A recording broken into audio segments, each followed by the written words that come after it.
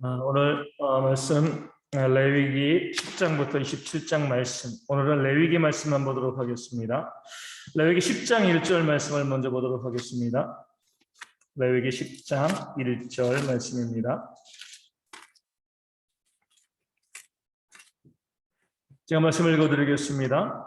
아론의 아들 나답과 아비후가 각기 향로를 가져다가 여호와께서 명령하시지 아니한 다른 불을 담아 여호와 앞에 분향하였더니. 아멘. 우리 아론의 이 장자와 차자죠. 이 나답과 아비후가 하나님께 불을 담아 드렸다가 뭐예요?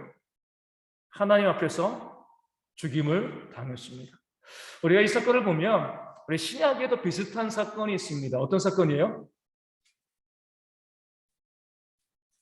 우리가 이제 성경을 볼 때 원리들은 항상 동일하게 적용되어지기 때문에 구약에 있는 말씀을 통하여서 신약에 있는 말씀을 보실 필요고 또 그래 이 말씀과 비슷해 동일한 원리야 보실 필요가 있습니다. 우리 신약에도 보면은요 이 나답과 아비후와 같은 사건이 있었습니다. 어떤 거죠? 우리가 이제 계속 듣기만 하지 마시고 머리를 굴려야 되니까 어떤 사건이 있을까요? 비슷한 사건, 죽은 사건입니다. 죽은 사건. 힌트를 지금 사도행전에 나와요. 뭘까요? 예? 우리 김재임 집사님? 우리 집사님은 말씀하신 것 같은데 뭐 같아요? 우리 자꾸 저도 이제 학창 시절에 대답 안 했어요. 틀릴까 봐 항상. 그렇기 때문에 그 마음을 압니다. 사도행전에 어떤 말씀이 있어요? 아나니아와 삽비라입니다. 그렇죠? 나답과 아비후도 헌신하다 죽었어요. 놀다가 죽은 게 아니라 들어가서 하나님께서 명령하지 않은 다른 불을, 그러니까 명령하지 않은 다른 불을 드린 게 문제가 되었지. 그들이 불을 드렸습니다. 그렇죠? 헌신했습니다. 헌신했는데 잘못된 헌신을 했기 때문에 그들이 죽었고요. 아나니아와 삽비라도요. 헌금 안 드린 거 아니에요. 그렇죠? 일부를 감추고 다 드릴 것처럼 이야기하다가 일부를 감추고 헌신하다가 물질을 드리다가 하나님을 속였기 때문에 또 베드로 앞에서 죽임을 당했습니다. 똑같은 사건인 거죠. 그렇죠? 이 말씀 우리 가운데 알려주고 있는 중요한 원리는 이거예요. 신학이나 아니면 신앙이냐, 무엇이 중요하냐 이거죠. 신학이냐 신앙이냐. 이미 돌아가신 어떤 아주 유명한 목사님께서 이렇게 말씀하십니다. 신학보다는 신앙이 중요하다. 그래서 한국 교회가 이렇게 타락한 겁니다. 나답과 아비후는요 신앙은 있었습니다. 열심은 있었어요. 아나니아와 삽비라도 신앙은 있었습니다. 열심은 있었습니다. 하지만 뭐가 없었어요? 신학이 없었죠. 진리가 없었어요.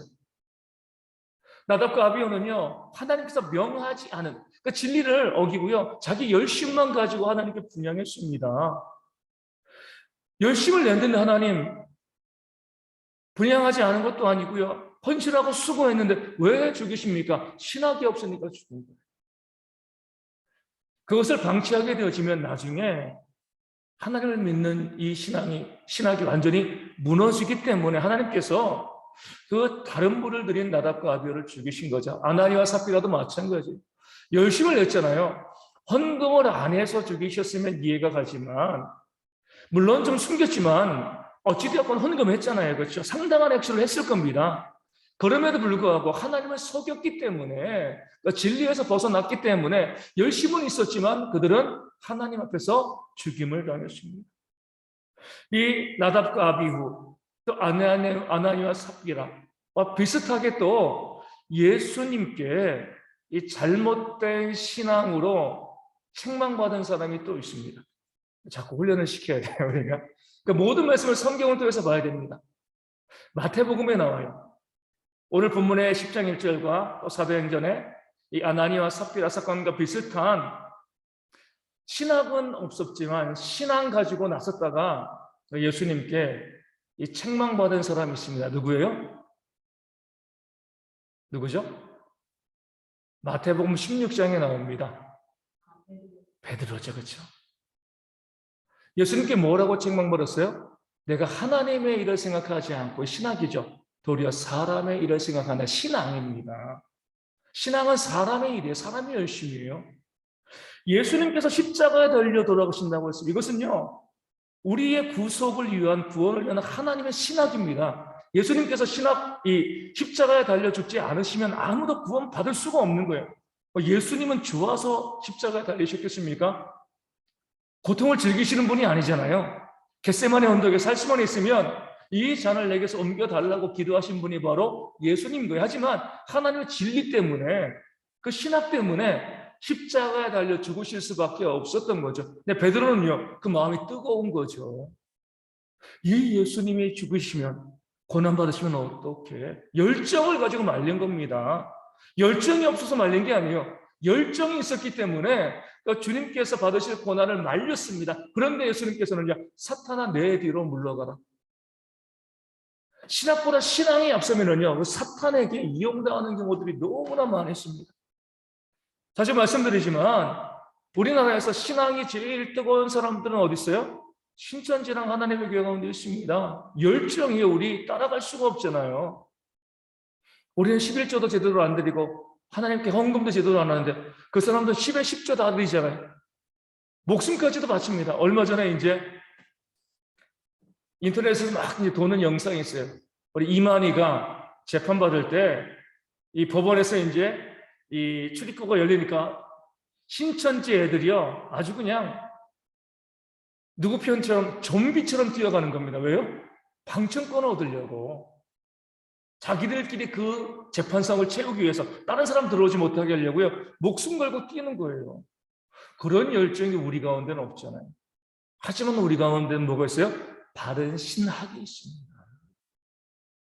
우리가 지금 여기서 이제 오해하기 쉬운 게 이거예요. 신앙은 좀 차갑고 신앙은 뜨거워. 사람들이 뜨거운 거 좋아하거든요. 근데 이런 전제 자체가요, 이런 생각 자체가 잘못된 겁니다. 왜 신학이 차가워요? 바른 신학을 가지고 있으면 뜨겁습니다.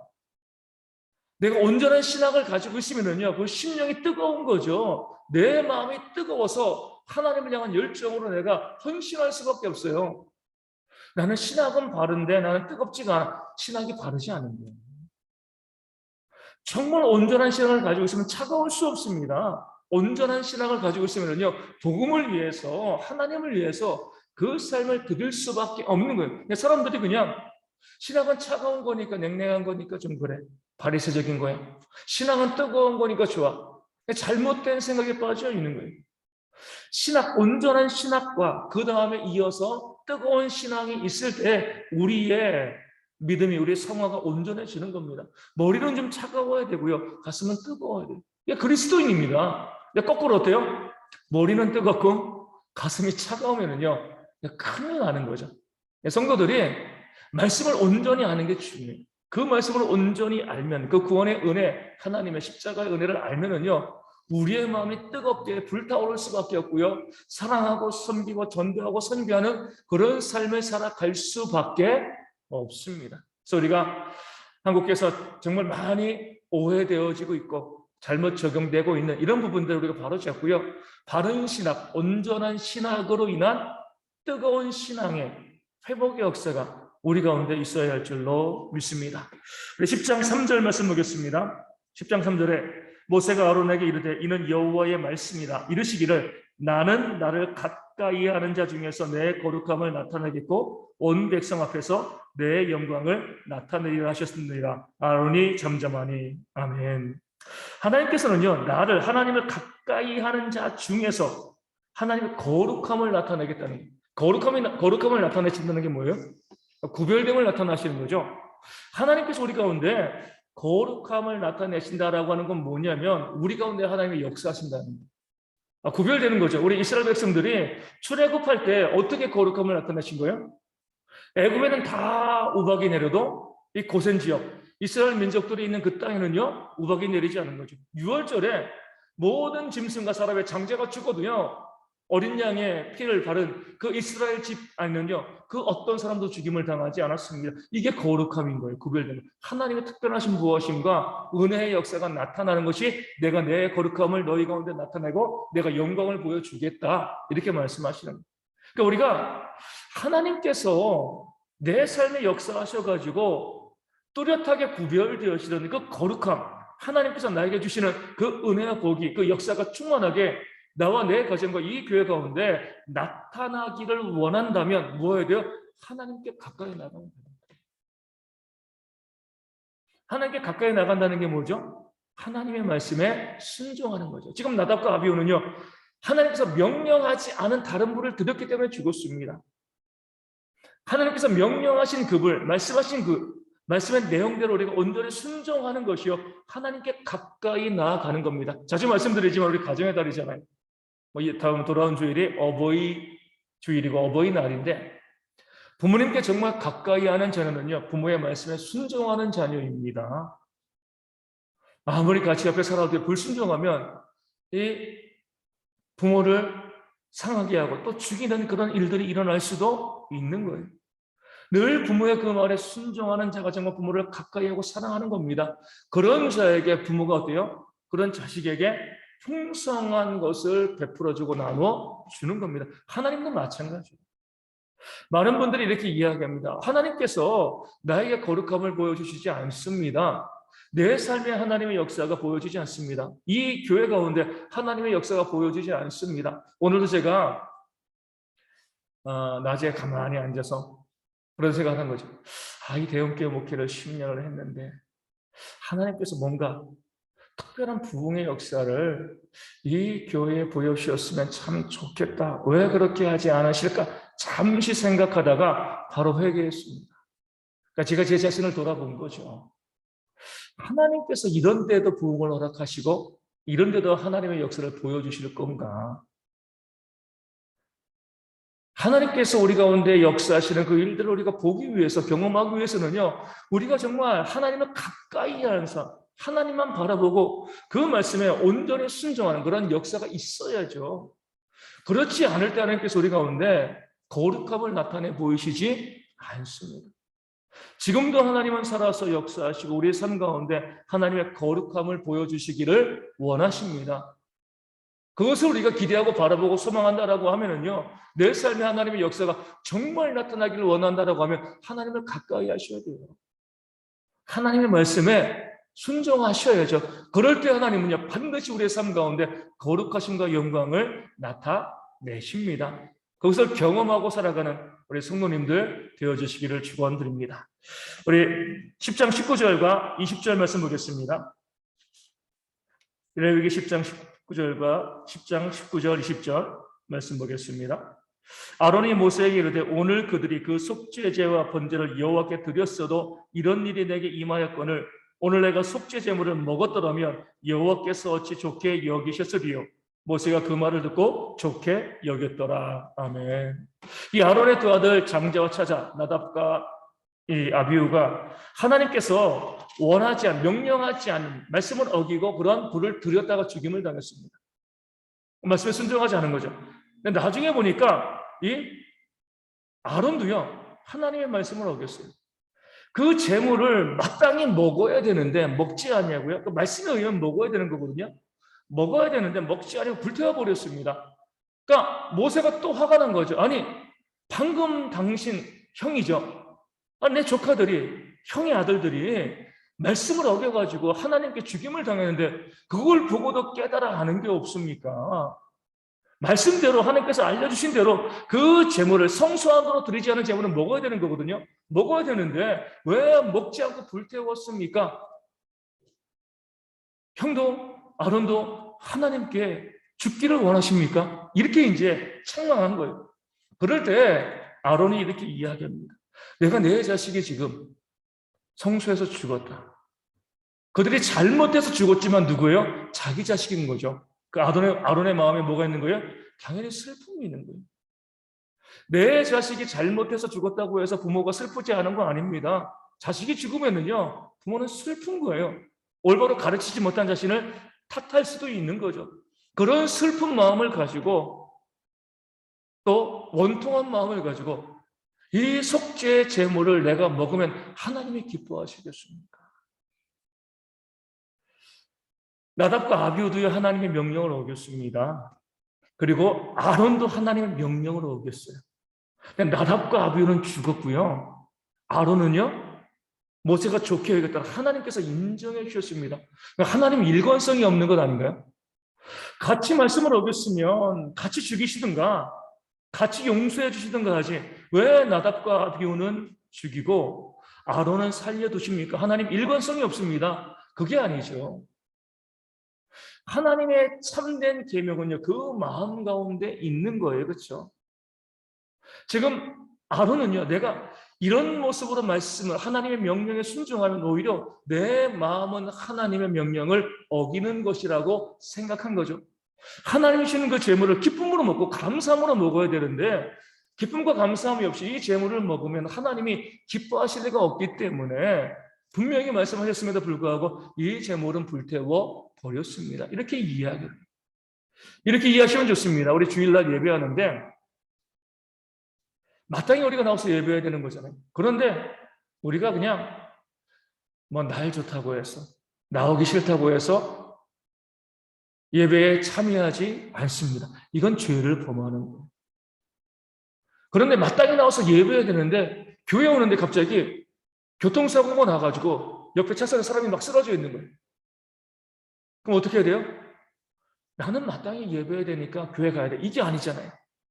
사람이 죽어가면 일단 그 사람을 살리는 거죠. 그렇게 해서 예배 참여하지 못했어요. 하나님께서 똑같이 예배 참여하지 못했어도요, 그 마음이 어디 있는가, 정말 예배 참여하기 싫어가지고 게을러가지고 놀고 싶어가지고 참여하지 않은 자와 이웃을 돕고 섬기기 위해서 어쩔 수 없이 참여하지 않은 자를 똑같이 취급하시지 않는다는 거예요. 그래서 우리가 항상 그 겉의 행위만을 보고요, 함부로 판단하시면 안 돼요. 말씀 어겼네? 순종하지 않았네? 우리가 11조나 이런 것도 마찬가지죠. 11조를 왜 안 드렸어? 그러니까 드린 것 가지고만 우리가 판단하는 것이 아니라 어떠한 상황인가, 어떤 모습인가, 그 상황을 보고 우리가 거기서 판단을 해야 되는 건데, 우리는 그렇게 깊이 있게 판단하고 바라보고 하나님께서 이것을 연락하실 것인가 그러지 않을 것인가 이거 바라보지 않고 어때요? 냈냐 안 냈냐? 교회 가운데 봉사가 오시는 왜 해? 왜 안 해? 우리 이제 6월부터 또 식당 봉사도 하고 막 그렇게 봉사도 하잖아요. 우리가 좀 빠지기 쉬운 함정이 이거예요. 왜 나는 봉사하는데 당신은 안 해? 하느냐 안 하느냐 이것만 가지고 따지는 거죠. 그러다 보면은요, 우리가 하나님보다 더 높은 자로, 판단자로 설 수가 있는 겁니다. 하지 않을 때, 정말 그가 하기 싫어서 하지 않으면 하나님이 책망하시고 하나님이 심판하시는 거예요. 근데 보면 할 수 없어서, 내가 지금은 할 수 없는 상황이기 때문에 하지 않는 그런 경우들도 있는 거죠. 우리가 함부로 겉으로 보여지는 것만 가지고 판단하시면 안 돼요. 어떤 목사님에게 그런 얘기를 들었습니다.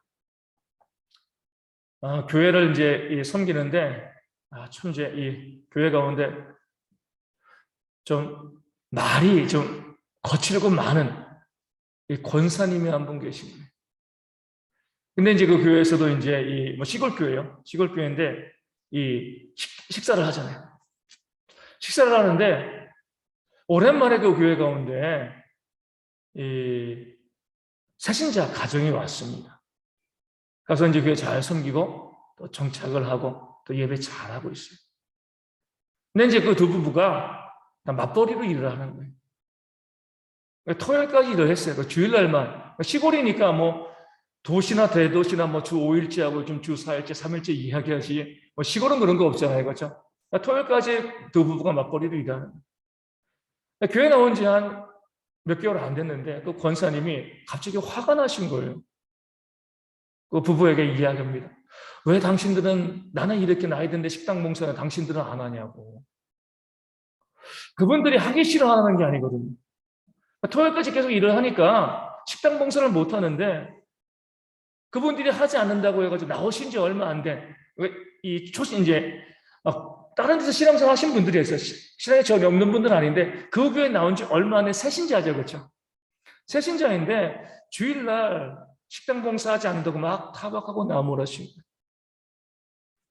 그 다음 주부터 교회 못 나오시는 거죠. 그분들이. 그렇죠? 하기 싫어 봉사하지 않는 건 아니라 어쩔 수 없는 상황이 있는 건데 그걸 좀 이해하고 좀 받아주고, 그것도 뭐 10년, 20년 교회 다닌 분도 아니고 이제 나온 지 몇 개월 안 된 분인데 그분들에게 이렇게 해라 저렇게 해라고 이야기하니까 그분들은 미안해서 교회 못 나오는 거예요. 미안해서. 우리가 보여지는 행위를 가지고 함부로 판단하시는 것이 얼마나 우리의 교만인지 몰라요. 그 삶에 어떤 사정이 있는지, 어떤 문제가 있는지, 어떤 아픔이 있는지 우리는 모르는 겁니다. 그래서 우리가 좀 더 긍정적으로 바라볼 때에 헌신하지 못하고 수고하지 못하고 동참하지 못하는 부분들이 있을 때 좀 넓게 좀 이해해 주셔야 돼요. 나는 알지 못하지만 그럴 만한 이유가 있겠군. 물론 앞서 말씀드린 것처럼 마땅히 헌신하고요, 마땅히 수고하고 마땅히 교회를 협력할 수 있는 분인데도 불구하고 하지 않는 분들이 있습니다. 하나님께서 심판하시는 거예요. 내가 거기에 심판할 이유가 없습니다. 하나님께서 알아서 그들의 삶에 징계해 주시고 심판하시고 헌신의 자리에 이끌으시는 것이지 내가 거기에 대해서 이렇다 저렇다 함부로 판단하고 이야기할 것이 없는 거죠. 내가 그를 실족하게 하고 내가 그로 인해서 하나님의 심판을 받을 수가 있는 겁니다. 그러니까 주의하셔야 되는 거예요. 그래서 함부로 그 외적인 모습을 가지고 판단하지. 지금 모세도 그 형 아론에게 화나서 이야기했잖아요. 먼저 물어봤어야죠. 왜 그랬냐고 하는데 자기가 보니까 말씀을 어긴 거니까 화내는데 그 형 아론이 차근차근히 그 이유를 설명하니까 모세도 좋게 여겼더라. 용납할 수 있고 이해할 수 있는 불순종이었기 때문에 그렇습니다. 그래서 우리가 항상 모든 것 가운데 함부로 넘겨짚고 이야기하지 말고요. 미리 단정하고 내가 생각하지 아니하고 그들에게 들어볼 수 있는 왜 그리하였는지 들어보고 또 들어보지 않는다라고 하면 다른 이유가 있을 것이라고 생각하고요. 좀 받아주고 용납하는 그런 신앙이 우리 가운데 있어야 할 줄로 믿습니다. 우리 11장 47절 말씀 보겠습니다. 레위기 11장 47절 말씀입니다. 부정하고 정한 것과 먹을 생물과 먹지 못할 생물을 분별한 것입니다. 우리 11장에는 뭐가 나와요? 먹을 수 있는 이제 부정한 정한 짐승과 부정한 짐승이 나와요. 우리가 정하다 부정하다라고 이야기하니까 이 동물 자체에 정결한 짐승이 있고 그러지 못한 짐승이 있는 것처럼 착각하는데 그러지 않습니다. 오늘 말씀 47절은요. 부정하고 정한 것의 기준이 뭐냐? 먹을 것과 못 먹는 것이다. 모든 생물은 정한 것인 거죠. 하지만 그 사람이 그것을 먹었을 때 그 육신에게 유익하지 않은 것이 있고요. 유익한 것이 있기 때문에 하나님께서 이스라엘 백성들이 무엇이 그들에게 유익한 것인가, 유익하지 않은가 잘 모르기 때문에 거기에 맞춰서 먹을 수 있는 생물과 먹지 못하는 생물을 구별해서 알려주었다. 이렇게 말씀을 보시는 것이 정확합니다. 오늘도 그러잖아요. 당뇨병이 있으면 이거 먹으면 안 되고 혈압이 있으면 이거 먹으면 안 되고 어떤 질병이 있으면 이거 먹으면 안 되고 우리의 건강을 위해서 우리가 먹을 수 있는 음식과 또 먹어서는 안 되는 음식을 다 같은 음식이지만 나에게 유익한 음식과 그러지 않은 음식을 우리가 나누는 거죠. 하나님도 마찬가지예요. 성경에 나와 있는 그 음식들이 부정하다고 해가지고 그 자체가 더럽고 부정한 것이 아닌 거죠. 그 당시 유대인들이 먹을 수 없는 그런 것을 하나님께서 아시고 그들에게 이것은 먹지 말라. 그것으로 인하여서 너희 가운데 질병이 생길 수 있고 또 각종 전염병이 생길 수 있기 때문에 먹지 마라 하신 것이죠. 이 말씀을 아직까지 우리가 보면서 구약에 나와 있는 것이니까 아직까지 우리가 이것을 먹으면 죄를 짓는 거야. 이렇게 바라보시면 안 되죠. 그 당시엔 냉장고도 없었고요. 아무것도 없었어요. 그냥 되면 쉽게 부패하고 그것을 먹었을 때 사람들이 질병을 일으키는 그런 문제가 있는데 지금 그렇지 않습니다. 어떻게 조리하면 먹지 못하는 것도 먹을 수가 있는 것이고 어떻게 보관하면 우리가 오랫동안 먹을 수도 있는 거죠. 그런 면에서 우리가 정한 것과 부정한 것, 먹을 수 있는 것과 먹을 수 없는 것, 또 지금 이 시대는요, 과학과 의학과 또 식품 산업의 발달을 통해서 먹을 수 있는 것과 없는 것을 구별들이 좀 더 분명해진 거죠. 거기에 맞춰서 우리가 나가는 것이 또 말씀을 보는 지혜가 되어지는 겁니다. 우리 12장에 보면 우리 산모의 부정이 나와 있죠. 그렇죠? 왜 산모를 아이를 낳은 여인을 부정하다라고 이야기했을까요?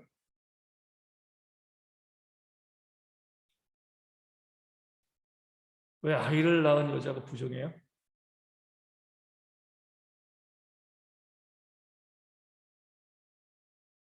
김옥호 원사님.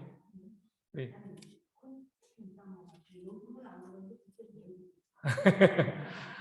일단은 이 아담과 하와의 범죄에서 우리가 찾아야죠, 그렇죠? 왜냐면은 아이를 낳는 고통을 더하게 하시겠다. 우리 또 이 피를 흘리는 거잖아요, 그렇죠? 아이를 낳을 때. 그러니까 성경에서 피에 대해서 상당히 엄격합니다. 왜냐하면 그 피가 나중에 예수님의 십자가의 보혈을 상징하는, 그러니까 이 생명은 피에 있다라고 말씀했잖아요. 그러하기 때문에 피를 흘리는 것이니까, 피를 담아두는 것이 아니라 흘리는 것이기 때문에 몸에서 피가 흐르는 모든 것들은요 부정하게 봤습니다. 그 자체가 부정한 것이 아니라 그 피를 너무나 귀중하게 생각하기 때문에, 예수님의 십자가의 보혈을 상징하는 것이기 때문에 그래서 부정하게 되어지는 것이죠. 그리고 우리가 좀 더 이제 하나님의 아주 사려 깊은, 뭐 하나님이 당연히 사려 깊으시죠. 사려 깊은 의미로 보면 뭐예요? 하나님께서 여인들을 보호하시기 위한. 부정하니까 뭐죠? 부정하니까 일을 할 수가 없어요. 정하다고 하면은요 일을 할 수밖에 없는 거죠. 정한 사람이 무슨 일을 못 하겠습니까? 근데 부정하니까요 기본적으로 남자는 30, 여자는 60, 30살 60 해가지고 그 아이를 낳은 여인을 요즘처럼 산후조리 시키시는 겁니다. 네. 네? 더 오래 했죠. 예. 네. 왜? 그렇죠. 우리 예전에 우리 교회 보면 그러잖아요. 이 장례식 있으면 구주는 교회 못 왔어요. 그렇죠? 구주는 교회 못 오고 또 이제 이 딸 낳으면, 아들 낳으면 또 좀 더 오래 있다가, 뭐 이 성경에 날수는 채우지 않았지만 부정하다라고 본 건데, 실제로 보면 어때요? 우리 보면은 똑같지만 하나님께서 피 자체가 부정한 게 아니잖아요. 그러니까 예수님의 십자가 보혈은 상징적인 의미가 있는 것처럼 여자를 낳은 것이 더 부정한 이유는요, 여자가 먼저 범죄했기 때문에 그런 거죠. 그러니까 아이를 낳는 모든 것을 통해서도 인간의 죄와 타락을 바라보고요, 구속을 바라보게 하는 하나님의 은혜가 있었던 겁니다. 물론 그 이면에는요, 그 여인들을 뭐예요? 아이를 낳은 여인들을 좀 쉬게 해주는. 부정하다고 하니까 아무 일도 하지 못하는 겁니다. 집에서 쉬고요, 안식을 누리게 되어 지는 거죠. 우리 옛 어르신들 보면, 여기 있는 분들도 마찬가지지만 참 안타깝잖아요. 뭐냐면은 애 낳고도 바로 일하셨잖아요. 그렇죠? 애 낳고도. 근데 만약에 성경의 원리처럼 애를 낳으면 부정해진다라고 하면요 밥도 못 해요. 그렇죠? 부정한 사람이 밥을 한 밥을 먹으면 먹는 사람도 부정해지니까. 그러니까 이제 부정하다라고 하는 것에서 말씀하신 그 아주 적극적인 의미는요, 그 여인들을 보호하시기 위함입니다. 쉬어라. 아이를 낳았으니까, 큰일 했으니까 좀 집에서 대접받고 쉬고, 밥도 하지 말고 빨래도 하지 말고 아무 일도 하지 말고 다른 사람이 가져다 준 밥 먹으면서 그 몸을, 그 사녀를 정결하게 깨끗하게 하고 회복되어지고 난 다음에 일해라. 그러니까 그 사람을 보호하시는 하나님의 은혜가 있는 거죠. 우리 나중에 보면 유출병 나오잖아요. 우리 여성들 같은 경우 어때요? 우리 월경을 하게 되어지면 부정하다 그랬어요. 근데 이제 이 부정하다는 것도 뭐죠? 요즘 보면은 이 말씀을 쭉 보면서, 그래, 하나님께서 그 당시에 무슨 휴가를 주신 거예요? 우리 이제 직장마다 무슨 휴가라 그러죠? 생리휴가, 그렇죠? 예. 하나님께서는 7일간 보장해 주셨습니다. 그러니까 부정하다고 이야기하기가 일 못하는 거예요. 그렇죠? 쉬게 놔둔 겁니다. 그러니까 여성은 한 달에, 가임기 여성은요, 한 달에 7일은 쉬는 거예요. 예? 어떻게 보면은 요즘 페미니스트들이 보면은요, 최고의 말씀이 성경입니다. 아이 낳으면은요, 그러니까 부정하다고 하니까 일을 못하는 거예요. 그렇죠? 다른 이유를 대면은요, 일을 할 수밖에 없잖아요. 쉴 수가 없습니다. 하지만 부정하니까요, 일을 못해요. 당연한 겁니다. 나 부정하니까 나 일을 할 수가 없어요. 밥도 못하고요, 아무것도 못하고 나 쉴 수밖에 없어요. 하나님께서 그 사람을 돌보시고 보호하시는, 그러니까 우리 사람의 수준에 맞춰서, 우리 아까 정한 짐승과 우리가 이제 부정한 짐승도요, 부정한 짐승에 문제가 있는 게 아니잖아요. 먹을 수 있는 것과 없는 거예요. 그렇죠? 그러니까 성경에서는 레위기에서 정하다, 부정하다라고 이야기했을 때 우리가 부정하다는 것을 막 이 뭐랄까요? 좀 좋지 않은 개념 이렇게만 바라보시면 안 돼요. 적합하지 않다라고 보시면 됩니다. 그러니까 정한 것은요, 먹기에 적합하고요, 부정한 것은요, 먹기에 적합하지 않은 거죠. 정한 것은요, 일하기에 적합한 거고요, 부정한 것은요, 일하기에 적합하지 않다. 이렇게 보시면 말씀의 이해가 좋아요. 물론 죄와 모든 것이 연결되어 있기 때문에 구속을 바라보게 하시는 관점에서 정함과 부정함을 말씀하셨지만, 실제적으로는요, 쉬고 안식하고 그 생명과 그 삶을 보존하시고자 하는 하나님의 사랑이요, 이 산모의 정결 규례 가운데 나와 있는 겁니다. 그러니까 하나님께서 얼마나 우리를 아끼시는가. 우리는 부정하다고 하니까 자꾸 부정에 문제가 있어 이렇게 바라보는데, 그게 아니에요. 그 사람을 돌보시는 거예요. 어떻게 보면 장례도 마찬가지잖아요. 그 시체를 우리 입관할 때 얼굴도 보고 만지고 시체를 보고 만지자, 이 주일에 교회 나오지 못하게 한 것이 맞죠. 왜요? 쉬고 안식하고 삶을, 또 부모님의 슬픔을 또 정리하고 그런 쉼의 기간들에서 허락하신 겁니다. 그 사람이 부정하고 문제가 있어서 그런 게 아니에요. 얼마든지 나와서 예배할 수 있지만 그 정리를 치르고 부모님을 또 사랑하는 사람을 떠내보는 거 얼마나 힘들어요. 그런데도 주일날 와서 봉사하고 수고 헌신하고 또 예배하고 너무 힘들 수 있거든요. 하나님께서 쉼이요. 우리도 마찬가지. 저도 그래서 우리 성도님들 중에서 사랑하는 분들이, 이족들이, 사랑하는 가족이 소천하시고 장례를 치르면요, 한 주 쉬어도 괜찮아요. 부정해서 쉬라고 하시는 게 아니에요. 그 삶에 그 힘들고 또 어렵고 아팠던 것을 정리하면서 우리 바라보기를 원하기 때문에 쉬고, 그리고 그래서 회복되어지고 난 다음에 나와서 예배할 수가 있는 겁니다. 우리가 성경을 통해서 정하다, 부정하다, 이 적합하다, 그렇지 않다, 이런 개념으로 보시면 우리가 말씀을 이해하는데 많이 유익함이 있게 되어집니다. 14장 21절 말씀 보겠습니다. 14장 21절 말씀. 레위기 14장 21절입니다. 만일 그가 가난하여 그의 힘이 미치지 못하면 그는 흔들어 자기를 속죄할 속건제를 위하여 어린 순양 한 마리와 소제를 위하여 고운 가루 10분의 1 에바에 기름 섞은 것과 기름 한 녹을 취하고. 아멘. 힘이 미치지 못하여, 참 하나님의 또 세밀한 사랑이 나와 있는 속건제, 속죄제 모든 이 예물에는요, 이 제물에는 이 하나님께서 이 원하시는 그 제물의 양수요가 있습니다. 그런데 하나님께서는요, 항상 힘이 미치지 못하면 우리 가난한 거죠. 그럼 어때요? 그 드리는 제물을 감화해 주신 거예요. 우리는 그러잖아요.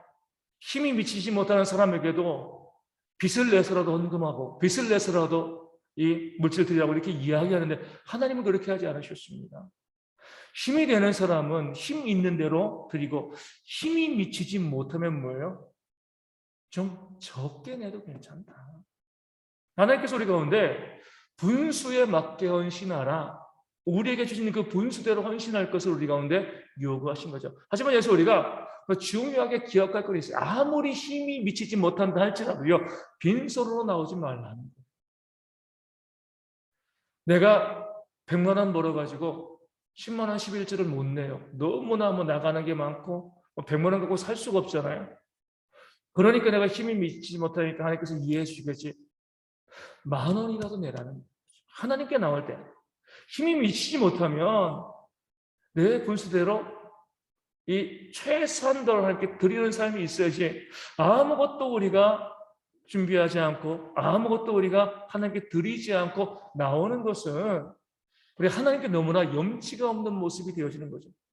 분수에 막 헌신과 분수에 맞게 하신, 그러니까 힘이 미치지 못한 사람을 깔보는 게 아니에요. 하나님께서 그 사람들 돌보시고 사랑하시기 때문에 너희가 낼 수 있는 한 최선을 다하였어. 힘이 미치지 못할 때는 거기에 맞춰서 헌신하라, 이렇게 우리 가운데 요구하시는 거죠. 하지만 우리가 힘이 미친다고 하는데도요, 힘이 미치는데 그 능력이 있는데도 우리가 능력에 맞지 않게 헌신하는 것도 하나님 보시기에 합당하지 않는 그런 모습이 되어지는 겁니다. 내게 주어진 힘이 얼마만큼인가 보시고 그 힘에 맞춰서 헌신하는 것이요, 하나님께서 우리 가운데 원하시는 그런 헌신의 모습임을 제선 우리 가운데 보여주고 있는 것입니다. 우리 16장 3절 말씀 보겠습니다. 16장 3절입니다. 아론이 성소에 들어오려면 수송아지를 속죄 제물로 삼고 순양을 번제물로 삼고. 하나님께서 우리가 하나님께 이 성소에 들어갈 때, 예배에 나올 때, 하나님께 나아갈 때 반드시 두 가지를 요구했어요. 속죄제와 번제입니다. 우리가 하나님께 나아갈 때 예수님의 십자가의 보혈을 믿고 회개하는 모습이 있어야 돼요. 속죄제가 있어야 됩니다. 그리고 뭐예요? 번제. 번제는 뭐죠? 헌신이죠. 그렇죠? 그러니까 우리가 교회에 나올 때 항상 두 가지를 생각하셔야 돼요. 내가 하나님께 회개하는 마음으로 십자가 바라보며 나갑니다. 또 교회 나올 때 내가 교회에서 하나님께 무엇이건 내가 헌신하겠습니다. 그것이 물질이건 또 내가 교회 봉사건 내가 하나님 옆에 나올 때 무엇이건 헌신하겠습니다. 번제를 드릴 수 있어야 돼요. 그래서 우리가 자주 이야기하지만 우리 큰 교회 다닐 때 문제는 뭐냐면요, 속죄제는 드릴 수 있지만 번제를 드리지 못할 가능성이 있어요. 그냥 교회만 갔다 오는 겁니다. 헌신이 없는 거죠. 물질을 드렸다고 다 헌신하는 게 아니잖아요. 내 삶으로 시간으로 봉사하고 수고하는 그런 모습이 있어야 되는 건데 그런 것 하나도 없이 그냥 교회만 왔다 갔다, 그러니까 신앙이 하나님께 온전히 나아가는 것이 되어질 수가 없습니다. 항상 십자가 바라보고 회개하시고요. 그리고 또 헌신하고자 하는 마음으로 주님께 나아가는 모습이 우리 가운데 있어야 할 줄로 믿습니다. 우리 19장 2절에서 4절 말씀 보겠습니다. 19장 2절에서 4절 말씀입니다. 너는 이스라엘 자손의 온 회중에게 말하여 이르라. 너희는 거룩하라. 이는 나 여호와 너희 하나님이 거룩함이니라. 너희 각 사람은 부모를 경외하고 나의 안식일을 지키라. 나는 너희 하나님 여호와이니라. 너희는 헛된 것들에게로 향하지 말며 너희를 위하여 신상들을 부어 만들지 말라. 나는 너희 하나님 여호와이니라. 아멘. 하나님께서 우리의 아버지로서 이 거룩함을 요구하시는 거죠. 우리가 정말 하나님의 자녀로서 구별된 삶을 요구하시는 겁니다. 대표적으로 두 가지를 말씀하십니다. 3절에 뭐예요? 부모를 경외하고 안식일을 지키라. 하나님을 사랑하라는 거죠. 그렇죠? 우리가 정말 내가 하나님의 자녀임을 우리가 보여줄 수 있는 것은요, 내 부모를 경외하는 거예요. 그렇죠? 눈에 보이는 형제를 사랑하지 않는 자가 눈에 보이지 않는 하나님을 사랑할 수가 없습니다. 눈에 보이는 내 부모를 경외하지 않는 자가요, 눈에 보이지 않는 하나님을 경외할 수가 없습니다. 그래서 우리가 믿는 사람들은요, 모두가 효자일 수밖에 없어요. 지극히 당연한 겁니다.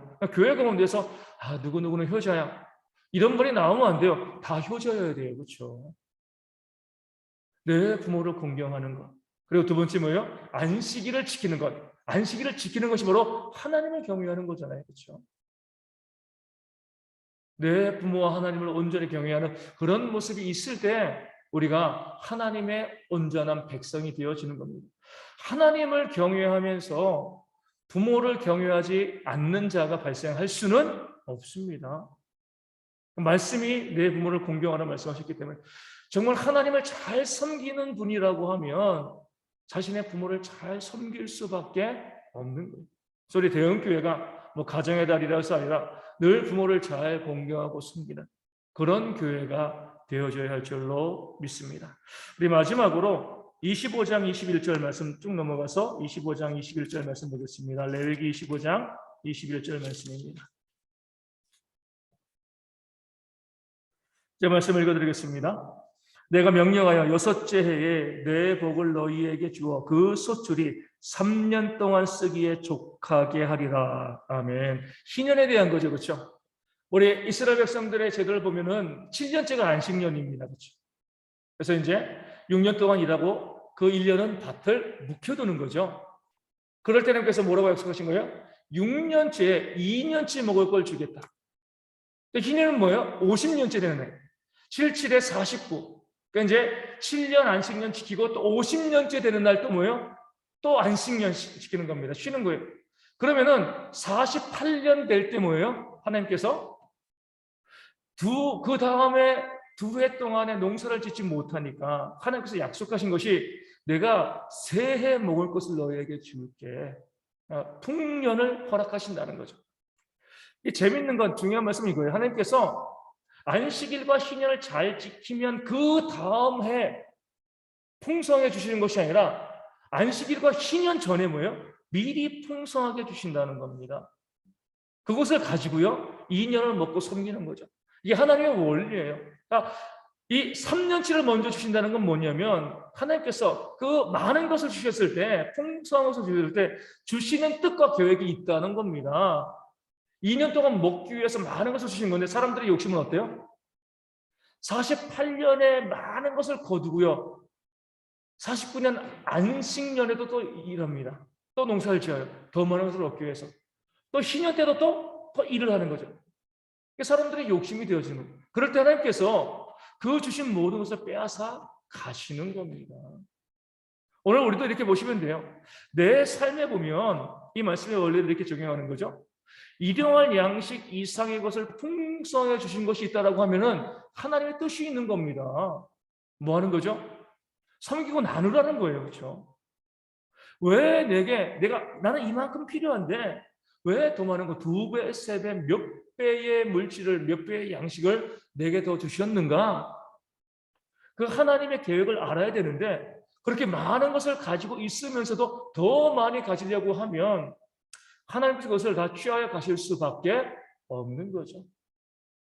먼저 3년치를 주신 것에 의미가 있는 것처럼 내 일용할 것 이상의 많은 것을, 내 삶에 필요한 것 이상의 것을 나에게 주셨을 때에 그 의미를 깨달아 알고요. 기꺼이 그것을 가지고 이것을 돕고 섬기고 나눌 때 더 풍성한 것으로 채우시는 그런 하나님의 역사를 우리가 경험하게 되어질 줄로 믿습니다. 그런 마음 가지시고 우리 대형의 성도들이요 더 많이 섬기고 또 나누는데 힘쓰는 삶이 우리 가운데 있어야 할 줄로 믿습니다.